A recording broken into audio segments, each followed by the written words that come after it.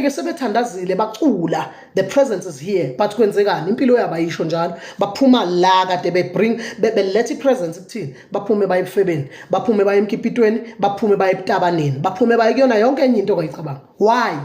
They can bring the presence but not the glory. And ngilalele ke sengivala, uSathane akayisabi i-presence kaNkulunkulu, because he used to be in the presence of God. Even from the Garden of Eden, Satan was there in the presence of God. Encwadini kaJobe chapter 1 2 kwabizwa amadodana kaNkulunkulu noSathane wabonakala esekhona. He was in the presence of God. Umhlaba ungokaJehova nokugcwala kwawo. The presence of God is all over the world. But uSathane siyamthola khona la, because i-presence akayoyiki, akayisabi. But yinye into ayisabayo uSathane, the glory of God.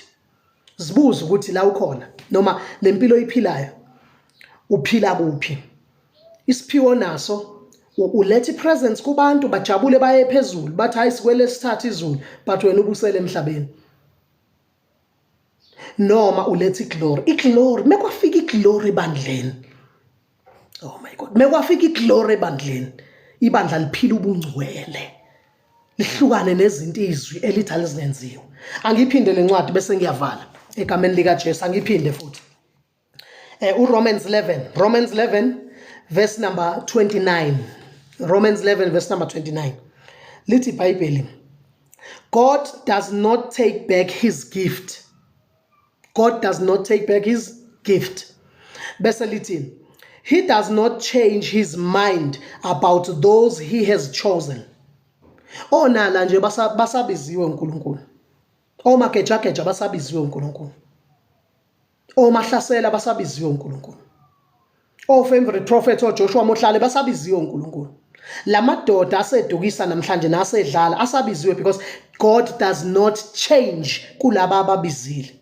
That's number 1. Number 2, God does not take back his gift. Akayibuyisele movie gift yakho uNkulunkulu. Igift kaNkulunkulu ihlezi igift kaNkulunkulu phezulu komuntu, noma esedukile igift is always there. Abantu abaningi abanama gift bazobe bese sihogweni kusasa.